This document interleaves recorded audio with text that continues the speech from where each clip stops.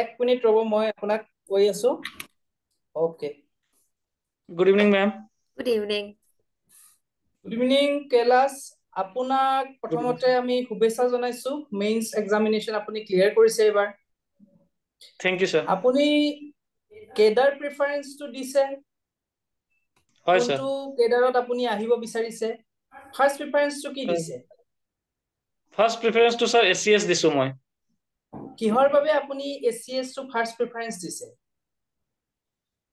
sir মই বৰ্তমান শিক্ষকতা কৰি আছো 2014 চনৰ পৰা মই প্ৰাইমাৰী স্কুল এখনত কাম কৰি আছো আৰু মোৰ যিখিনি অভিজ্ঞতা সেইখিনি মই ভাবো স্যাৰ এছচিএছ হিচাপে মই বেছি সফল হ'ম বুলি মই তেনেকৈ ভাবো স্যাৰ বেছি সফল হোৱাৰ অৰ্থ আপুনি কি বুলি ক'ব মানে বেছি সফল হোৱাৰ মিনিংটো কি কেনেকুৱা দিশত সফল হোৱাৰ কথা কৈছে হয় স্যাৰ এই ক্ষেত্ৰত মই এনেকৈ ক'ব বিচাৰো স্যাৰ মোৰ যিখিনি ধৰক অনুষ্ঠান এটা চলোৱা অভিজ্ঞতা বা মোৰ নিজৰ পাৰ্সোনাল ইন্টাৰেষ্টটো এছচিএছ হিচাপে মই সমাজৰ কাৰণে বেছিকে কাম কৰিব পাৰিম বা সেই সাৰ্ভিসটো মই জয়েন কৰিলে মই জাস্টিস কৰিব পাৰিম বুলি মই ভাবিছো বাকিবিলাক সাৰ্ভিসতটো পাব্লিক সাৰ্ভিস কৰিব পাৰি বাকিবিলাক কেডাৰত জয়েন কৰি পেলাইতো আপুনি জাস্টিস কৰিব পাৰিব নিশ্চয় স্যাৰ কৰিব পাৰিম কিন্তু মোৰ তেতিয়াহলে এনেকুৱা কি কাৰণ আছে যে বাকি কেটা সাৰ্ভিসতকে আপুনি প্ৰিফাৰেন্সটো এছচিএছক দিছে কাৰণ গোটেই কেটা পাব্লিক সাৰ্ভিস হয় স্যাৰ এছচিএছ হিচাপে এছচিএছৰ যিখিনি জব প্ৰফাইল স্যাৰ হেতু মোক বেছিকে তাৰ মানে ইন্টাৰেষ্ট কৰে স্যাৰ আৰু তেনেকুৱা এছচিএছ কেজনমানৰ পৰা মই ইনস্পায়াৰ হৈছিলো মই ভাবো স্যাৰ হেতু ক্ষেত্ৰত মই আপুনি প্ৰিফাৰেন্সটো ইনস্পায়াৰ হৈ দিছে নে নিজে আপুনি হ'ব কাৰণে বিচাৰিছে স্যাৰ মই নিজে হ'ব বিচাৰিছো ওকে ঠিক আছে আমি নেক্সট কোৱেশ্চনটোত মই গৈছো আপোনাৰ ওচৰত আপুনি গম পাই 50 অভাৰৰ যোনটো ক্ৰিকেট ৱৰ্ল্ড কাপ হৈ আছে হয় স্যাৰ বৰ্তমান ক'ত হৈ আছে কোন দেশত ভাৰতত হৈ আছে স্যাৰ ভাৰতত হৈ আছে আপুনি অলৰেডি গম পাইছে সেমি ফাইনেলিস্ট কেটা কনফাৰ্ম হৈছে হয় স্যাৰ ইন্ডিয়া কনফাৰ্ম হৈ আছে এতিয়া আৰু নিউজিল্যান্ড কনফাৰ্ম হৈছে হয় আৰু বাকি দুটা দল স্যাৰ এই অস্ট্ৰেলিয়া আৰু সাউথ আফ্ৰিকা ঠিক আছে এতিয়া আপুনি মোক কওক নিউজিল্যান্ড দলৰ অধিনায়ক কোন এইবাৰ ৱৰ্ল্ড কাপত হয় স্যাৰ নামটো মোৰ মনত পৰা নাই স্যাৰ এতিয়া ওকে ঠিক আছে চাই লওঁ আপুনি গম পাইছে ৰিসেন্টলি নিউজত আছে বা আছিল ইন্ডিয়া অৰ ভাৰত আপুনি হয় স্যাৰ কি ভাবে আমি কোনটো নাম আমাৰ দেশখনক ৰিপ্ৰেজেন্ট কৰিবলৈ ব্যৱহাৰ কৰাটো উচিত হয় স্যাৰ হিষ্টৰিকেলি যদি আমি চাওঁ স্যাৰ ভাৰতটো আমাৰ এনচিয়েন্ট নাম হিচাপে জনাজাত কিন্তু আমাৰ কনস্টিটিউশনখনত ইন্ডিয়া which is ভাৰত দুয়োখন নামে আছে গতিকে মই ভাবো স্যাৰ দুয়োখন নামে সমানে গুৰুত্বপূৰ্ণ বা সমানে তেনেকৈ ইউজ কৰিব পাৰো ভাৰত বুলি ক'লে আমাৰ যিখিনি আমাৰ সংস্কৃতি আছিলে আগৰ পুৰণা যিখিনি সভ্যতা সেইখিনিক ৰিপ্ৰেজেন্ট কৰে গতিকে আমি আৰু ইন্ডিয়া বুলি ক'লে আমাৰ পুৰণি সভ্যতাখিনিক ৰিপ্ৰেজেন্ট নকৰে নেকি ৰিপ্ৰেজেন্ট ইন্ডিয়া নামটো বিশেষকৈ স্যাৰ ব্ৰিটিছসকলে দিয়া বুলি ক'লেও ভুল নহব বা আৰব দেশৰ যিখিনি মানুহ আছিলে তেখেতসকলে সিন্ধু নদীৰ কাষত থকা সভ্যতা হিচাপে তেনেকৈ ইন্ডিয়া হেনেকি নামটো আহা বুলি মই পঢ়িছো ঠিক আছে হ'ব আপুনি গম পায়নে খেল মহাৰণ হৈ আছে আমাৰ অসমত হয় স্যাৰ গম পাইছে সো আপোনাক মই সুধিছো খেল মহাৰণৰ যোগেদি আপুনি কিবা ডেভেলপমেন্ট অফ কালচাৰ দেখিছে নেকি আমাৰ সমাজত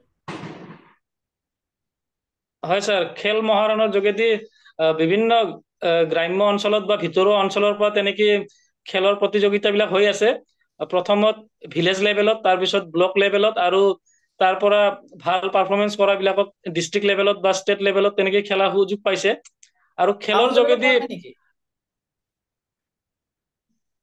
কি কৈছে স্যাৰ টাউন এলেকাত হোৱা নাই নেকি খেল মহাৰণ? টাউন এলেকাতো হৈছে স্যাৰ। ঠিক আছে, কওক। আচ্ছা, খেলৰ যোগেদি আমাৰ শাৰীৰিক মানসিক আমাৰ বিকাশ আমি কৰিব পাৰো, আৰু শিশুসকলক খেলৰ যোগেদি আমি ডিসিপ্লিন বা স্পৰ্টসমেনশিপ স্পিৰিট তেনেকুৱা কিছুমান জ্ঞান দিব পাৰিম স্যাৰ। ঠিক আছে, আপোনাৰ নামটো সম্পূৰ্ণ নামটো কওকচোন। স্যাৰ মোৰ নাম কৈলাশ শৰ্মা। সো আপোনাৰ যিটো ফাৰ্স্ট নেম আছে তাৰ মিনিংটো কি? স্যাৰ কৈলাশ বুলি ক'লে স্যাৰ শিৱ ভগৱান বা মহাদেৱৰ বাসস্থান বুলি ক'লে আমাৰ হিন্দু ধৰ্মত নিয়ম আছে বা মান্যতা আছে, মই সেইখিনিয়ে জানো স্যাৰ। কৈলাশ পৰ্বত বৰ্তমান ক'ত অৱস্থিত জানেনে? হয় স্যাৰ, তিব্বত, আপোনাৰ এতিয়া চাইনাৰ দখলত আছে সেইখিনি। ঠিক আছে, ব্ৰিক্স কান্ট্ৰিৰ কথা কি জানে? ব্ৰিক্সত কোন কোন কান্ট্ৰি অন্তৰ্ভুক্ত? হয় স্যাৰ, ব্ৰিক্স বুলি ক'লে ব্ৰাজিল, ৰাছিয়া, ইণ্ডিয়া, চাইনা আৰু সাউথ আফ্ৰিকা, প্ৰত্যেকটো দেশৰ ফাৰ্স্ট লেটাৰটো লৈ ফালে এটা একটা দেশৰ মিলি ফালে এটা অৰ্গেনাইজেশ্যন আমি বুলি ক'ব পাৰো, আৰু ৰিজনেল পিচ বা বিজনেছ তেনেকুৱা বিভিন্ন ক্ষেত্ৰত এন্টি টেৰৰিজম এনেকুৱা ক্ষেত্ৰত সহযোগ কৰি ফালে এইটো অৰ্গেনাইজেশ্যনটো কাম কৰি আছে। এই গোটেই ব্ৰিক্স অৰ্গেনাইজেশ্যনটো ফৰ্ম হতে এই গোটেই কেইখন কান্ট্ৰিয়ে প্ৰথমৰ পৰাই আছিল নে? স্যাৰ প্ৰথমত সাউথ আফ্ৰিকা নাছিলে স্যাৰ, পিছত সাউথ আফ্ৰিকা জইন কৰিছে। কিমান চনত সাউথ আফ্ৰিকা এড হৈছে? সৰি স্যাৰ, এইটো চাই ল'ব লাগিব স্যাৰ মই। ওকে, মনত। সো নেক্সট আপোনাৰ এটা কোৱেশ্চন হলো, ব্ৰাজিল আৰু ইণ্ডিয়াৰ কমন ইন্টাৰনেশনেল ফৰাম ক'ব পাৰে বা অৰ্গেনাইজেশ্যনৰ পাৰ্ট আপুনি কওকচোন। ব্ৰাজিল আৰু ইণ্ডিয়া কোন কোন কমন ইন্টাৰনেশনেল অৰ্গেনাইজেশ্যনৰ পাৰ্ট? দুটা মোক ক'লে হ'ব। স্যাৰ ব্ৰিক্স এটা অলপ আগতে আপুনি প্ৰশ্ন সুধিছিলে, আৰু G20 আছে স্যাৰ। আৰু এটা পাৰিব নেকি? G20 আৰু এটা মনত পৰা নাই স্যাৰ। ইণ্ডিয়া বাংলাদেশৰ মাজত যিটো সম্পৰ্ক আছে ইন্টাৰনেশনেল ৰিলেশ্যন, তিনিটা পলিচিৰ দ্বাৰা সুদৃঢ় হৈছে বুলি ক'ব পাৰে। তিনিটা ইম্পৰ্টেন্ট ইন্টাৰনেশনেল ৰিলেশ্যনৰ লগত জড়িত পলিচি কওকচোন ইণ্ডিয়া বাংলাদেশৰ। ইণ্ডিয়া আৰু বাংলাদেশ স্যাৰ, আমাৰ বাংলাদেশটো যেহেতু আমাৰ নেইবাৰিং কান্ট্ৰি হয়, আমি এটা দীঘল বাউণ্ডাৰী শ্বেয়াৰ কৰো। বিমষ্টেক বুলি ফালে এটা আমাৰ bay of Bengal initiative for multi sectoral transport coordination বুলি ফালে তেনেকুৱা আছে, বিমষ্টেক ইকনমিক কৰিডৰ, সেইটোত আমি বাংলাদেশটো আছে। লগতে আমাৰ sir act east policy, Bharat চৰকাৰৰ যিটো আগতে লুক ইষ্ট পলিচি আছিলে, এতিয়া এক্ট ইষ্ট পলিচি বুলি ফালে চৰকাৰে সেইটোক আপগ্ৰেড কৰিছে। সেইটোত আমাৰ বাংলাদেশৰ লগত আমাৰ কানেক্টিভিটি ইম্প্ৰুভ কৰাৰ কাৰণে নৰ্থ ইষ্টাৰ্ণ ষ্টেটছৰ বিশেষকে সেইটোত ভাৰত চৰকাৰে গুৰুত্ব প্ৰদান কৰিছে। ঠিক আছে, আপুনি ফকৰা যোজনা জানেনে অসমীয়া? জানো স্যাৰ। তিনিটা কওকচোন।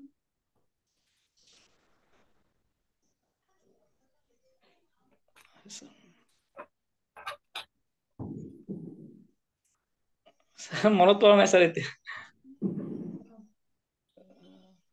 ঠিক আছে, মোৰ পিনৰ পৰা আপোনাক লাষ্ট কুৱেশ্যনটো সুধো। আপুনি আপোনাৰ বেকগ্ৰাউণ্ডটো কি? গ্ৰেজুৱেশ্যন বা মাষ্টাৰ ডিগ্ৰী?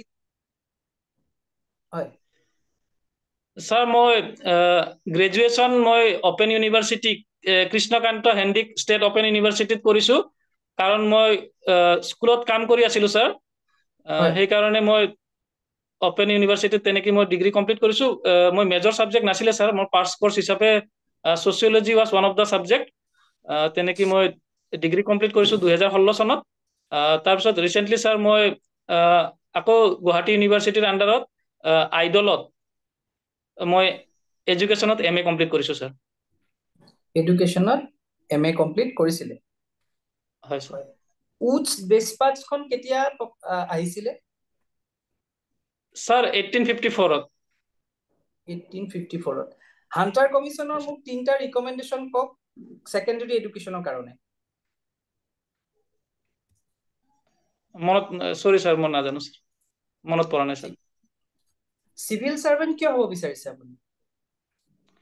স্যাৰ সিভিল সাৰ্ভেন্ট বহুত কেইটা কাৰণ আছে স্যাৰ। তাৰে প্ৰথমটো মই এনেদৰে ভাবো যে সিভিল সাৰ্ভিস যদি মই জয়েন কৰিব পাৰো স্যাৰ এটা ডাইভাৰ্স এটা আৰু খুব চ্যালেঞ্জিং এটা জব প্ৰফাইল মই পাম আৰু ইয়াৰ দ্বাৰা মোৰ যিখিনি অভিজ্ঞতা স্যাৰ সেইখিনিৰ দ্বাৰা মই সমাজৰ কাৰণে বা আমাৰ ষ্টেটৰ কাৰণে মানুহৰ কাৰণে কিছু কাম কৰিব পাৰিম। লগতে স্যাৰ এইটো মোৰ পাৰ্সোনেল গ্ৰোথৰ কাৰণে বা মোৰ ফ্যামিলিৰ কাৰণে এটা ষ্টেবল জব হ'ব। এইকেইটা কাৰণৰ কাৰণে মই স্যাৰ সিভিল সাৰ্ভিস জয়েন কৰিব বিচাৰিছো। আপুনি বৰ্তমান শিক্ষকতা কৰি আছে, শিক্ষকতা কৰি আছে আৰু সিভিল সাৰ্ভিসত আপুনি এপ্লাই কৰিছে, গতিকে আপোনাৰ কৈলাশ আছে নে আপুনি? হয় স্যাৰ আছো স্যাৰ। শিক্ষকতাটো আপুনি কৰি পেলাই ষ্টেবল জব নহয় বুলি আপোনাৰ ধাৰণা আছে নেকি আপোনাৰ আৰু আপোনাৰ ফ্যামিলিৰ কাৰণে? স্যাৰ তেনেকুৱা নহয়, শিক্ষকতা কৰি ফালে মই যথেষ্টখিনি অভিজ্ঞতা পাইছো স্যাৰ আৰু শিক্ষকতা যেহেতু মই স্যাৰ প্ৰাইমাৰী স্কুল এখনত কৰো আৰু ভালো লাগে স্যাৰ কাৰণ এই স্কুলত কাম কৰি ফালে আমি ভৱিষ্যত প্ৰজন্ম যিখিনি আমাৰ মানৱ সম্পদ বুলি কয় সিহঁতক আমি শিক্ষা দান কৰি আছো। তথাপিও স্যাৰ এইটো যেহেতু মই এটা লিমিটেড এখন স্কুলতহে কাম কৰিব পাৰি আছো, কিন্তু মই সিভিল সাৰ্ভিস হিচাপে মই ৰাজ্যৰ অন্যান্য স্কুল বা অন্যান্য ছাত্ৰ ছাত্ৰীসকলৰ কাৰণেও কিবা এটা কৰিব পাৰিম। হ'ব কৈলাশ, আমাৰ আনজন মেম্বাৰে এতিয়া আপোনাক বাকিখিনি কোৱেশ্চন সুধিব। Thank you. Thank you sir. Hello' Kailash. Hello' ma'am. আপুনি কোন জায়গাত বিলং কৰে? মেম মোৰ কামৰূপ জিলাৰ বকো ব্লকৰ হাহিম গাঁৱৰ পৰা মই বিলং কৰো। আচ্ছা, তো মোক অসমৰ ট্ৰাইবেল ফেষ্টিভেল দুটামানৰ নাম কওকচোন, ট্ৰাইবেল সকলে যোনটো সেলিব্ৰেট কৰে।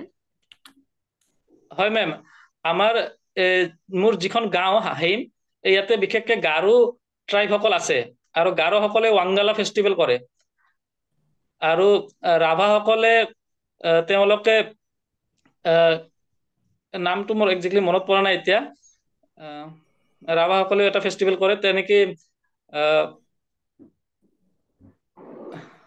আচ্ছা ঠিক আছে, ইটস ওকে, আমি নেক্সটলৈ যাওঁ। আজিতো দিৱালী। হয় মেম। দিৱালীৰ অৰিজিন ষ্টৰিটো কি? দিৱালী কেনেকে অৰিজিন হৈছিল, কিয় দিৱালী সেলিব্ৰেট কৰো আজি আমি? হয় মেম, যেতিয়া প্ৰভু শ্ৰীৰামে ৰাৱণক পৰাস্ত কৰি ফালে যেতিয়া সীতা মাক উদ্ধাৰ কৰি ফালে অযোধ্যাত আহিছিলে, তেতিয়া অযোধ্যাবাসী ৰাইজে শ্ৰীৰামক ওয়েলকাম কৰিবৰ কাৰণে বা বিজয় যিটো ভালৰ বেয়াৰ ওপৰত যিটো বিজয় হল, win of good over evil, সেই বস্তুটোক সেলিব্ৰেট কৰিবৰ কাৰণে তেনেকে দিৱালীটো উদযাপন কৰা হয়। আচ্ছা, অযোধ্যাৰ যোনটো কেছ হৈছিলে, যোনটো অযোধ্যা মন্দিৰৰ ৰাম মন্দিৰৰ কেছ হৈছিলে, ৰাম মন্দিৰৰ কেছত আমাৰ যোনজন honourable chief justice supreme court of India, তেওঁ এটা টাৰ্ম ইউজ কৰিছিলে। টাৰ্মটোৰ ডেছক্ৰিপশ্যনটো মই আপোনাক কৈ দিওঁ, আপুনি মোক কওক সেই টাৰ্মটো জানেনে নাই আপুনি। কি যোনটো আমাৰ প্ৰভু শ্ৰী ৰাম যে অযোধ্যাতে জন্ম হৈছিলে, সেইটোতো আমি কোনো লাইক মেনুস্ক্ৰিপ্ট বা ক'তো পোৱা নাই, আমি কিছুমান পোৱেম বা কিছুমান মহাকাব্যতহে পাইছো। কিন্তু ইট ইজ ষ্টিল কনচিডাৰ্ড যে গোটেই আমাৰ কমিউনিটি অফ হিন্দু দে ন' যে প্ৰভু শ্ৰী ৰাম অযোধ্যাতে জন্ম হৈছিলে। এই মেমৰিটো যে আমাৰ তাত আছে, সেই মেমৰিটোক এটা স্পেচিয়েল টাৰ্ম দিছিলে, এইটো গম পাবনে? মেম মনত পৰা নাই। I know it's a tough one, সেইটো civilizational memory বুলি কয়। আৰু just because today is Diwali, মই আপোনাক এই প্ৰশ্নটো সুধিলো। আচ্ছা, তো এতিয়া মোক কওক যে ডেমোগ্ৰাফিক ডিফাৰেন্সটো গমে পায় আপুনি, India is one of the youngest country right now. So' ডেমোগ্ৰাফিক আমাৰ যোনটো ডিভিডেণ্ড আছে, সেইটো ভালকে ইউটিলাইজ কৰিবৰ কাৰণে আপোনাৰ কি ছাজেশ্যন আছে? Ma'am, as you have mentioned, that India is the youngest country now. আমাৰ যিখিনি ইউথ আছে, ইয়ং জেনেৰেশ্যনৰ যিখিনি মানুহ আছে, সেইখিনিক আমি স্কিল, তেওঁলোকৰ স্কিল ডেভেলপ কৰিবৰ কাৰণে আমি চেষ্টা কৰিব লাগে। আৰু স্কিল এডুকেশ্যনৰ দ্বাৰা তেনেকৈ যিটো নিউ এডুকেশ্যন পলিচি আছে, এই নিউ এডুকেশ্যন পলিচিটো স্কিল এডুকেশ্যনৰ কথা কোৱা হৈছে। যেতিয়ালৈকে আমি স্কিল ডেভেলপ কৰিব নোৱাৰো, তেতিয়ালৈকে আমি এই ডেমোগ্ৰাফিক ডিভিডেণ্টৰ আমি উচিত লাভ উঠাব নোৱাৰিম। গতিকে সেইটোত আমি গুৰুত্ব দিব লাগে। আচ্ছা, কিন্তু পইণ্ট ইজ কি আমাৰতো আনএমপ্লয়মেণ্ট ইজ অন ৰাইজ, তেতিয়াহ'লে খালি স্কিল ডেভেলপমেণ্ট কৰিলে হ'বনে? মেম, স্কিল ডেভেলপমেণ্ট কৰিলে এমপ্লয়মেণ্টৰ অপৰচুনিটিও ওলাব বুলি মই ভাবো। কোনে উলিয়াব? আমি ওলাম, গভৰ্ণমেণ্টে ওলাব নে মানুহে ওলাব? নিশ্চয় তাতে গভৰ্ণমেণ্ট লগতে প্ৰাইভেট ছেক্টৰৰো ৰোল থাকিব মেম। আচ্ছা, ওকে। আপুনি মোক কওক, ব্ৰেইন ড্ৰেইনৰ বিষয়ে আপোনাৰ অপিনিয়ন কি? ব্ৰেইন ড্ৰেইন ভাল বেয়া কি? ব্ৰেইন ড্ৰেইন আমাৰ দেশৰ বাবে ভাল নহয় বুলিয়ে ভাবো মেম, কাৰণ আমাৰ যিখিনি টেলেণ্টেড লোক আছে, তেওঁলোকে বিদেশত গৈ পেলাই সেই ছাৰ্ভিচটো প্ৰভাইড কৰি আছে। তেওঁলোকক যদি আমি আমাৰ দেশতে যদি আমি একমডেট কৰিব পাৰো, it would be good for our country. কিন্তু India is I think the second most highest remittance receiving country, আৰু এইটোৱেতো আমাৰ ফৰেক্স ৰিজাৰ্ভক বহুত বুষ্ট কৰি আছে, আৰু আমাৰ GNPও ভাল কৰিছে, if not GDP, then how can you say that brain drain ভাল নহয়? হয় মেম, কিন্তু যদি তেওঁলোকে যিখিনি সুবিধা বাহিৰত পাই আছে, সেইখিনি সুবিধা আমাৰ দেশতে পায়, গতিকে তেওঁলোকে বেছিকে কন্ট্ৰিবিউট কৰিব পাৰিব বুলি মই ভাবো। তো আপুনি এইটো ক'ব খুজিছে কি conditional brain drain is conditional, it can be good যদি আমি তেওঁলোকক জ্ঞান। আৰু এটা বস্তু যে brain drain is an old concept, এতিয়াতো ড্ৰেইন বুলি নকয়ও চাগে, আৰু আমি প্ৰবাসী ভাৰতক খুব আমি আদৰো দি আছো, সন্মানো দি আছো বিকজ অফ ইট। তো এইটো মোক কওক কি আমাৰ কোনটো সেক্টৰ অফ হিউম্যান ৰিসোৰ্সে বেছি বাহিৰলৈ গৈ আছে? দেৰ is a particular sector. Yes ma'am. হয়, বিশেষকৈ আইটি সেক্টৰৰ মানুহখিনি বাহিৰত গৈ আছে। আইটি সেক্টৰ আৰু মেডিকেল, হয় কওক।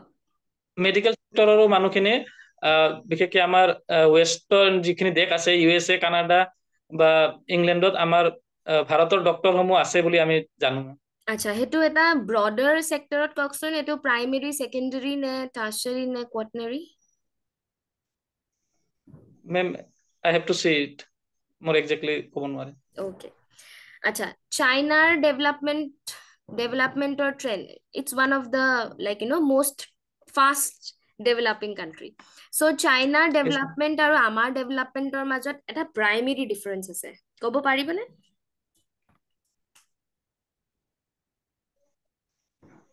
নো মেম। অলপ ভাবি চাওক, চাইনাৰ পৰা আমি কি চাইনাই গোটেই ৱৰ্ল্ডক কি দিয়ে? What is it exporting? Ma'am, বিশেষকৈ চাইনাই যিখিনি ইলেক্ট্ৰনিক্স সেইবোৰ তাত মেনুফেকচাৰ কৰে, হয় নে? মেনুফেকচাৰিং হয়, চিপ লেবাৰটো চিপ হয়, গতিকে মেনুফেকচাৰিং হাব তাতে বহুত আছে। তো দ্যাট ইজ বিভিন্ন মাল্টিনেশ্যনেল। আমাৰ তাত সিমান মেনুফেকচাৰিং হাব আছে নে?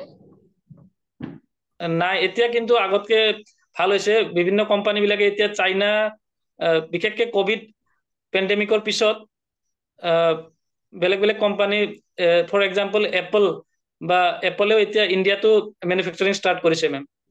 এপলে এটাহে ষ্টাৰ্ট কৰিছে, এপলৰ চিৰযুগৰ পৰাই চাইনাত চলি আছে।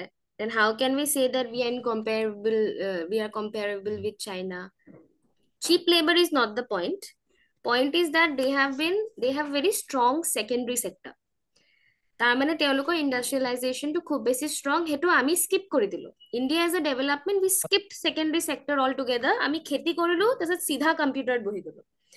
So that is the primary difference between us and China. ঠিক আছে, সো নেক্সট মই সুধো কি ইণ্ডিয়ান ডায়াসপৰা মানে গম পায় নেকি? হয় মেম, যিখিনি ভাৰতীয় মূলৰ লোক বাহিৰত গৈ পেলাই তেওঁলোকে বাহিৰত কাম কাজ কৰি আছে বিভিন্ন অন্যান্য দেশত, সেইখিনিকে আমি ইণ্ডিয়ান ডায়াসপৰা বুলি কওঁ। আচ্ছা দুটা আইল্যান্ড কান্ট্ৰিৰ নাম ক'ব পাৰিবনে য'ত ইণ্ডিয়ান ডায়াসপৰা বেছি আছে এখন দেশত ৰিসেন্টলি আমাৰ অনাৰেবল প্ৰাইম মিনিষ্টাৰো গৈছিলে island country that is the clue Mauritius ma'am okay good Mauritius আৰু is one ভাবি of চাওক them আৰু অলপ তললে যাওক অষ্ট্ৰেলিয়া ওচৰত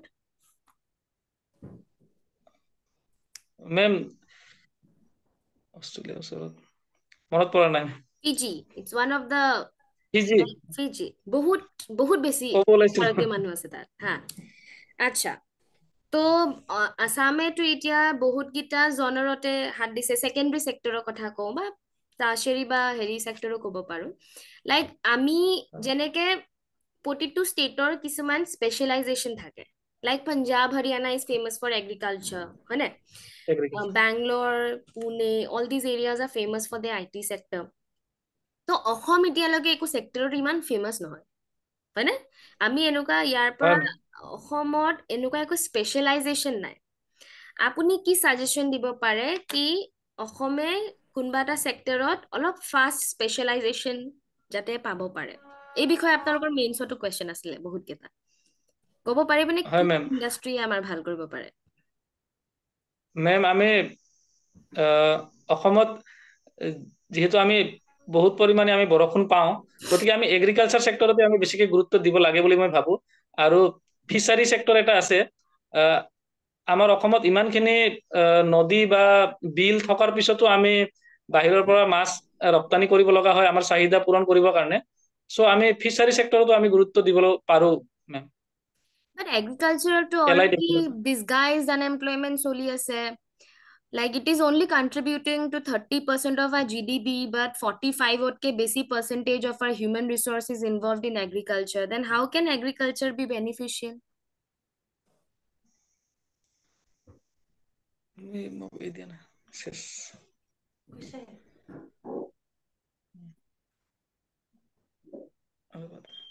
তেওঁৰ মাতটো শুনা পাই আছো কিন্তু ভিডিওটো নাই এক মিনিট মেম মোৰ এই কিবা নেটৰ অলপ প্ৰবলেম হৈছে আচ্ছা অলৰাইট লৈ একো নহয় টাইম লক তেওঁৰ নেটটো প্ৰবলেম হৈছে তলত ৰেড দেখাই আছে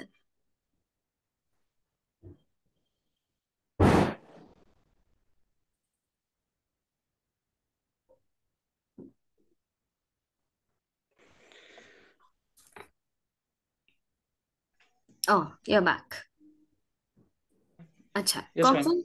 I was saying যে আমাৰ GDP to less than 30% of contribution আছে আৰু more than 45% of human resource already লাগি আছে India is trying to diversify তেতিয়াহ'লে how can agriculture be a good way of specialization and do you think আমি পাঞ্জাব হৰিয়ানাক টক্কৰ দিব পাৰিম যেতিয়া তেওঁলোকে 60s পৰা they are the pioneers of green revolution do you think that আমাৰ agriculture to iman fast cope up koribo paribo because my question was what is a fast way of gaining specialization হয় ma'am agriculture যদিও আমি পাঞ্জাব বা হাৰিয়ানা এইবিলাক ষ্টেটৰ লগত আমি compete কৰিব নোৱাৰো কাৰণ গ্ৰীণ ৰিভলিউচনত আমি গোটেইখিনি পিছুৱাই আছিলো তথাপিও আমি আমাৰ যেহেতু 60% মন পিপল লিভ অন ভিলেজেছ তাৰ কাৰণে আমি ভাবো যে এগ্ৰিকালচাৰটোক আমি একেবাৰে বাদ দিলেও নহব সাইন্টিফিকেলি আমি যদি এগ্ৰিকালচাৰটো কৰো তেতিয়াহ'লে আমি যথেষ্টখিনি লাভান্বিত হ'ম আৰু লগতে ma'am tourism is one of the sector which we can give importance to that because is the answer a lot I was of looking people for actually thank you because tourism ak boost korobele government of Assam recently bahut kiba kibi korise apuni duta eta kobo paribo ne হয় ma'am tourism সেক্টৰৰ কাৰণে তেনেকে বিদেশত গৈ ফালেও তেনেকে অসমৰ tourism popular কৰাৰ কাৰণেও কিছু ব্যৱস্থা লোৱা হৈছিলে আৰু আসাম বুলি ফালে এটা কেম্পেইন আৰম্ভ কৰা হৈছিলে তাতে প্ৰিয়ংকা চোপ্ৰা আমাৰ বলিউড বা এতিয়া হলিউডত গৈছে তেখেতক ব্ৰাণ্ড এম্বাসেডৰ বনাই ফালেও কিছুমান তেনেকে প্ৰমোট কৰাৰ চেষ্টা কৰা হৈছিল অসমৰ কাজিৰঙাকে আদি কৰি যিখিনি আমাৰ টুৰিজম হটস্পট আছে ঠিক আছে that is the answer I was looking for. What is your opinion about reservation থাকিব লাগে না? হয় মেম, ৰিজাৰ্ভেশ্যনটো যিহেতু আমাৰ কনষ্টিটিউশ্যনতে আছে আৰু যিখিনি ইনজাষ্টিচ হিষ্টৰিকেলি যিটো ছেকশ্যনত মানুহক ওপৰত হৈছিলে, গতিকে তেওঁলোকক জাষ্টিচ দিয়াৰ কাৰণে ৰিজাৰ্ভেশ্যনটো থাকিব লাগে, কিন্তু এই বস্তুটো সময় সময় ৰিভিউ কৰিব লাগে আৰু যিখিনি সঁচাকে বঞ্চিত হৈছে তেওঁলোকেহে ৰিজাৰ্ভেশ্যনৰ ফাইদাটো পাব লাগে। কিন্তু এন্থ্ৰোপলজিকেলি তো এটো প্ৰুভ এন্থ্ৰোপলজি মতে তো থিওৰি আছে কি generation of deprivation has led to actually যোনখিনি আনডিপ্ৰাইভ কেটেগৰী আছিলে তেওঁলোকৰ পৰা এটা ইন্টেলেকচুৱেল ডিফাৰেন্স আহে। This is what anthropology tells. তেতিয়াহ'লে আপুনি ভাবেনে দুটা জেনাৰেশনৰ প্ৰিভিলেজে পুৰণা যোনখিনি এট্ৰচিটি আছিলে সেইটো ওভাৰকাম কৰিব পাৰিব? হয় মেম, যিখিনি ধৰক দলিত বা আনটাচেবল আছিলে তেওঁলোকৰ লগত হিষ্টৰিকেলি খুব বেছি ইনজাষ্টিচ হৈছিলে আৰু তেওঁলোকে শিক্ষা দীক্ষা বা ইকনমিকেলি সব ক্ষেত্ৰতে তেওঁলোকে পিছ পৰি আছিলে। গতিকে সেইখিনি মানুহক আপলিফ্ট কৰিবৰ কাৰণে ৰিজাৰ্ভেশ্যনৰ নিশ্চয় দৰকাৰী আছে, কিন্তু এই বস্তুটো এতিয়া যেনেকৈ চৰকাৰে EWS economically weaker section general caste মাজতো এই প্ৰভিজনটো আনিছে, গতিকে তেনেকৈ এটা বেলেঞ্চ এপ্ৰচ লৈ ফালে আমি আগবাঢ়িলে ভাল হ'ব বুলি ভাবো। আচ্ছা, ৰিসেন্টলি এটা ষ্টেটে নিজৰ ৰিজাৰ্ভেশ্যনৰ কোটাটো বঢ়ালে, আপুনি নিউজত পঢ়িছিলে নে? হয় মেম। কোনটো ষ্টেট আছিলে? বিহাৰ। কিমান percent? Bihar state. Exactly I am not able to 75, tell the 75. percentage. Yes ma'am. কি বেসিছত Yes, ma'am. কৰিলে এটো? বিহাৰে recently ma'am caste based census যেটো আছিলে বিহাৰ ষ্টেটে সেই কাষ্ট বেসড সেন্সাসটো তেওঁলোকে কন্ডাক্ট কৰিছিলে আৰু সেই কাষ্ট বেসড সেন্সাসৰ যিখিনি ৰিজাল্ট ওলাইছিলে সেইটোৰ ওপৰত বেস কৰি ফেলে তেওঁলোকে ৰিজাৰ্ভেশ্যন কৰিছে, চেঞ্জ কৰিছে। ওকে, আচ্ছা, মই আৰু কি সুধিম আপোনাক? আপুনি অসমীয়া ফকৰা যোজনাটো ক'ব নোৱাৰিলে, তো অসমীয়াৰ ফকৰা যোজনা ক'ব পাৰিব লাগিব, because once you in service আপুনি ক'ব পাৰিব লাগিব about that. তেতিয়াহ'লে মোক এটা কথা কওক, অসমৰ ইজি কুৱেশ্যনে সুধো, সংগীতকাৰ কিছুমানৰ নাম কওকচোন। সংগীতকাৰৰ নামে কওক, লেখক নালাগে। আৰ্টিষ্ট, মিউজিকেল সংগীতকাৰ আগৰ যদি ক'ব পাৰো স্যাৰ মেম আমাৰ স্বনামধন্য আমাৰ ভাৰত ৰত্ন ডক্টৰ ভূপেন হাজৰিকা দেৱৰ নাম ক'ব লাগিব। আৰু ৰিসেন্টলি আমি জুবিন গাৰ্গৰ নাম ক'ব পাৰো। জুবিন গাৰ্গতকে অলপ পুৰণা ক'লে ভাল আছিলে, যাৰ নামত কিছুমান সংগীত আছে। খগেন মহন্ত। আৰু পুৰণা আমাৰ বিষ্ণু ৰাভা, জ্যোতিপ্ৰসাদ আগৰৱালা। তেওঁলোকৰ সংগীত বিলাকক কি বুলি কয়? জ্যোতি সংগীত বুলি কয় জ্যোতিপ্ৰসাদ আগৰৱালা সংগীতখিনি। বিষ্ণু ৰাভাৰ সংগীতক ৰাভা সংগীত বা বিষ্ণু সংগীত বুলিও কোৱা হয়। আচ্ছা, ভূপেন হাজৰিকাৰ সংগীতক কি বুলি কয়? ভূপেন্দ্ৰ সংগীত। আচ্ছা, আৰু আমাৰ ৰবীন্দ্ৰনাথ টেগৰৰ সংগীতক কি বুলি কয়? ৰবীন্দ্ৰ সংগীত নে? পাৰ্বতী প্ৰসাদ বৰুৱাৰ সংগীতক কি বুলি কয়? গম নাপাম। পাৰ্বতী সংগীত বুলি কয়। আচ্ছা, ঠিক আছে। তেতিয়াহ'লে will wrap up the interview now. আপোনাক আমি এটা আকৌ নতুনকে এটা লিংক দি দিম, আপুনি সেইটো জইন কৰিব, য'ত আমি আপোনাৰ এনালিচিছটো ছেপাৰেটলি দি দিম। Thank you ma'am. Thank U.